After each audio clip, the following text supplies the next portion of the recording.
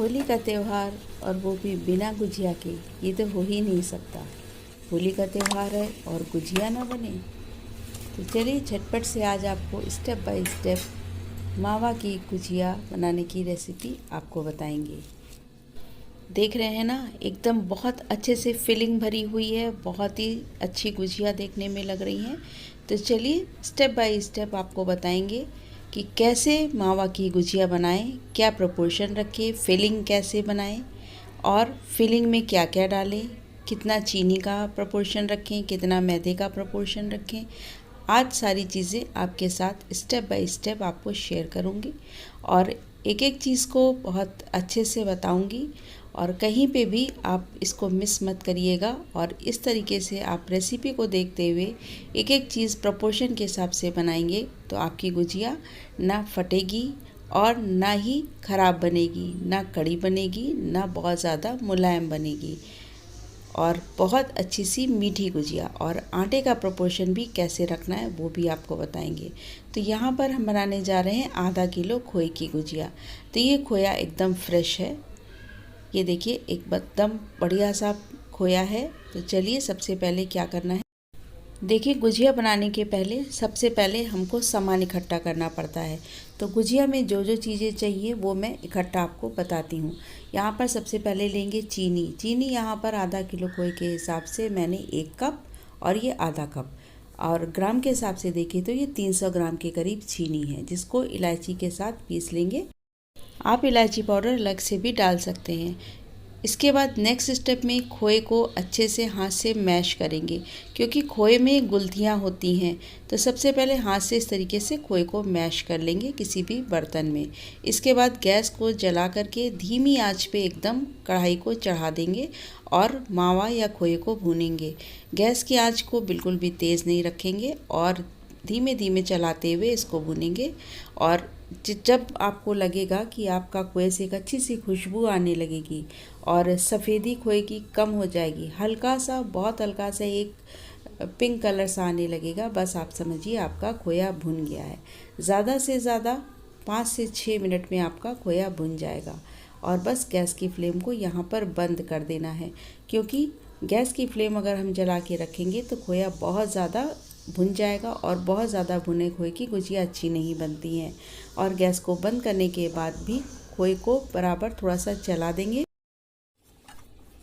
अब इसको ठंडा होने के लिए छोड़ देते हैं। चलिए ड्राई फ्रूट्स को फ्राई कर लेते हैं। फ्राई करने से थोड़ा सा सौंधापन आ जाता है और गुजिया जल्दी ख़राब नहीं होती है। देसी घी डाल करके इसमें किशमिश और चिरौंजी डाल दी। किशमिश आधा कप के करीब है और चिरौंजी 1/4 कप के करीब है, यानी चौथाई कप के करीब है।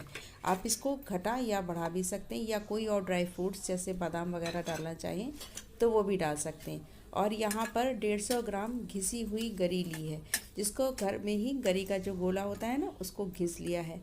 कोशिश करें कि घर में घिसी हुई गरी ही डालें, क्योंकि ये फ्रेश होती है और बाज़ार का जो आप घिसा हुआ बूरा लाते हैं उसमें वो स्वाद नहीं आता है। तो ड्राई फ्रूट्स को भी भूनने के बाद उसको ठंडा होने के लिए छोड़ देते हैं। और ये देखिए जब तक ये खोया ये ठंडा हो गया है, इसमें चीनी को जो पीस के रखा था ना इलायची डाल के, वो इसमें डाल देते हैं। अगर आपने अलग से इलायची पाउडर डालना है तो आप अलग से इलायची पाउडर इसमें डाल दें। तो यहाँ पर पिसी चीनी को डाल दिया और इसके बाद ये ड्राई फ्रूट्स जो भून के रखे थे इनको भी डाल दिया। और चीनी को अभी थोड़ा सा डाला है। अगर चीनी को थोड़ा सा जितना पीसा था उसको एकदम से नहीं मिलाएंगे, थोड़ा थोड़ा करके मिलाएंगे, क्योंकि जब चीनी को पीसते हैं ना तो उसकी क्वांटिटी बढ़ जाती है पीसने के बाद से। तो जब चेक कर लें, अगर आपका मीठा कम हो तो उस हिसाब से मीठे को पूरा थोड़ा सा और बढ़ा दें, चीनी को एकदम से मत डालें। तो यहाँ पर मिक्स करने के बाद एक बार चेक कर लेते हैं कि चीनी कितनी कम है, इस हिसाब से यहाँ पे चीनी को और बढ़ा देंगे। और खूब अच्छे से मेवे को, ड्राई फ्रूट्स को अच्छे से खोए में मिक्स कर देंगे। तो मैंने थोड़ी सी चीनी को टेस्ट करके देखा, यहाँ पर चीनी अभी थोड़ी कम है, तो यहाँ पे थोड़ी और चीनी डाल देते हैं। तो लगभग यहाँ पर पूरी चीनी पड़ चुकी है, बस थोड़ी सी चीनी 3 से 4 चम्मच के करीब चीनी यहाँ पर मैंने रोक दी है, क्योंकि थोड़ा सा मीठा ज़्यादा हो रहा था। तो अब ये देखिए यहाँ पर बहुत अच्छा सा खोया की बाइंडिंग आप देख रहे हैं ना, एकदम परफेक्ट बाइंडिंग हो गई है। और बाइंडिंग होने को देखने का मतलब ये है कि जब आप गुजिये में इसको भरेंगे तो ये फैलेगा नहीं खोया आपका, एक जगह पे तो चिपक फिलिंग तो जाएगा। तैयार हो चुकी है। अब गुजिया बनाने के लिए आटे को लगाते हैं। तो आटा लगाने के लिए यहाँ पर मैंने लिया है आधा किलो मैदा, और कप के हिसाब से आपको बताएं तो ये 4 कप मैदा है। अभी मैं आपको नाप के दिखा रही हूँ। तो से यहाँ पर कितना घी पड़ना चाहिए वो भी अभी आपको नाप के ही हिसाब से बताते हैं। तो ये देखिए चौथा कप भी इसमें मैंने डाल दिया है। तो गुजिया के आटे में मोयन का हिसाब भी बहुत सही से होना चाहिए। अगर मोयन आपका बिल्कुल सही पड़ा है तो गुजिया बिल्कुल परफेक्ट बनती है, बिल्कुल कड़ी भी नहीं होती है और एकदम जैसे सॉफ्ट भी नहीं बनती है। तो चलिए मोयन का अंदाज़ा लगा लेते हैं। यहाँ पर हमने 4 कप मैदा लिया था, तो उस हिसाब से यहाँ पर डालेंगे आधा कप घी। आधा कप देशी घी मैंने यहाँ पर डाला है। आप कोई भी कुकिंग ऑयल यहाँ पर डाल सकते हैं। तो घी को थोड़ा सा हल्का सा गुनगुना किया हुआ है घी, तो वो वहाँ पे डाल दिया है और हाथों से बहुत अच्छे से मैश करेंगे। ये देखिए आप अच्छे से बंध रहा है आटा, और जितना अच्छा आटा बंधेगा उतने ही बढ़िया, आप समझ लीजिए जिसमें मोयन पड़ा है। तो मोयन का प्रोपोर्शन बिल्कुल परफेक्ट होना चाहिए, नहीं तो गुजिया की आपका जो आटा अच्छा नहीं लगेगा तो गुजिया अच्छी नहीं बनेगी। अब यहाँ पर पानी का भी प्रोपोर्शन भी बिल्कुल हिसाब से ही डालना है। तो जिस कप से मैंने मैदा लिया था उसी कप के अंदाज से घी और उसी कप के अंदाज से पानी ले रहे हैं।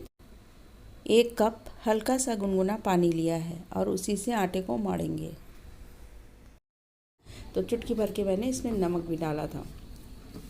अब पानी को थोड़ा थोड़ा करके डालेंगे और एकदम से नहीं डाल देंगे, नहीं तो ये आटा गीला हो जाने का डर रहता है, और एकदम से गीला हो जाएगा तो आप इसको समेटने में फिर दिक्कत आएगी। तो थोड़ा थोड़ा करके ही पानी डालें। तो ये देखिए थोड़ा थोड़ा करके पानी डालते हुए आटा लगभग बंधने को तैयार हो गया है और आटा समिट रहा है। इसके मतलब अब इसमें पानी की आवश्यकता नहीं है। तो करीब 2 से 3 चम्मच के करीब पानी बच गया 1 कप में। अब आप देख सकते हैं कि कितना बढ़िया परफेक्ट आटा एकदम सॉफ्ट डो बन के तैयार हो गया है। एकदम जैसे रोटी का आटा होता है ना, उससे थोड़ा सा टाइट इसको मारना है, एकदम ढीला ढीला आटा नहीं मारना है। आप देख सकते हैं। अब इसको थोड़ा सा ढक करके किसी भी गीले कपड़े से इसको ढक करके रख दें, और इसमें हवा नहीं लगनी चाहिए। चलिए 10 मिनट रेस्ट पे छोड़ने के बाद इसमें से एक मोटी सी लोई निकाल लेते हैं और इसको इस तरीके से थोड़ा सा चिकना कर लेते हैं आटे को, और इसको उतना बेलेंगे जितनी मोटाई की हमें ज़रूरत होगी।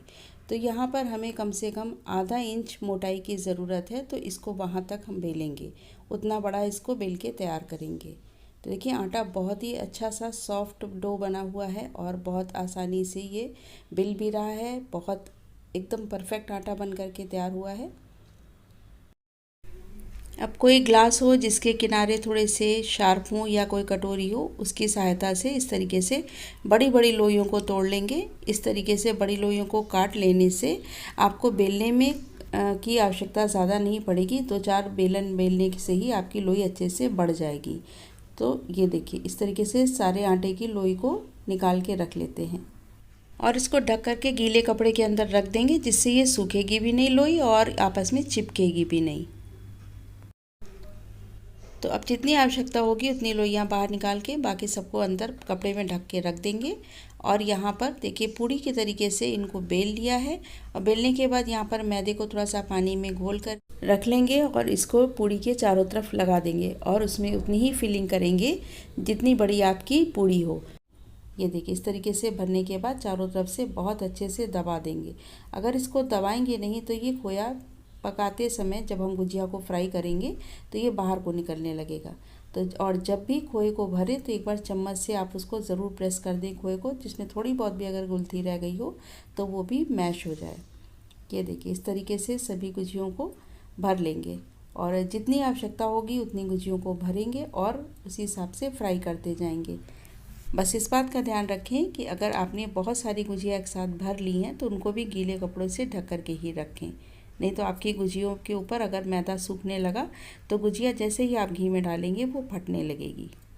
ये देखिए चारों तरफ से इस तरीके से प्रेस कर देंगे और ये गुजिया थोड़ी सी बना करके तैयार कर ली हैं। अब गैस पे कढ़ाई चढ़ा के घी को गर्म कर लेते हैं। मैं बहुत साधारण तरीके से बस ऐसी गुजिया को कोट दे रही हूँ। आपको अगर बहुत अच्छी सी डिज़ाइन आती हो तो आप बहुत अच्छे तरीके से उसको कोट दें। तो इस तरीके से गुजिया को कोट करके रख लें। उसके बाद गैस पे जब आप घी को गर्म करें, घी की धीमी आंच पे ही आप गुजिया को डालेंगे। ये देखिए बहुत अच्छे से गुजिया को कोट लिया है। गुजिया के घी को बहुत ज़्यादा गर्म नहीं करना। यहाँ पे मैंने डाला है देसी घी। आप किसी भी कुकिंग ऑयल में इसको फ्राई कर सकते हैं। और जब हल्की सी आंच आने लगे तब आप गुजिया को डालें और गैस की फ्लेम को एकदम लो रखें। और तब तक लो रखें जब गुजिया अपने आप थोड़ी सी फूल करके ऊपर को ना आ जाए, सतह ना छोड़ दे, तब तक आप गैस की फ्लेम को धीमी रखें। ये देखिए गुजिया तैयार करके ऊपर को आ गई हैं, आप देख रहे हैं ना। बस अब आप थोड़ी सी गैस की फ्लेम को बढ़ा दें यहाँ पर, लेकिन तब भी मीडियम से उसको थोड़ा धीमा ही रखें और किसी चम्मच की सहायता से ही इनको अलग करें। अभी इसमें करछुल ना लगाएं, जब ये एक तरफ से अच्छे से पक जाए तब इसमें करछुल लगाएं। और ये देख सकते हैं ना कितनी बढ़िया सी गुजिया बन करके ये तैयार हो रही हैं, एकदम गुलाबी गुलाबी सी। बहुत ही स्वादिष्ट गुजिया बनी है फ्रेंड्स, एक बार इस तरीके से ज़रूर ट्राई करिएगा।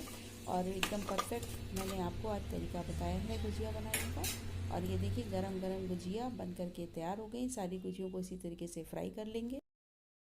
ये देखिए सारी गुजियों को मैंने फ्राई कर लिया है। तो आज की रेसिपी आपको अच्छी लगी हो तो ज़रूर बताइएगा।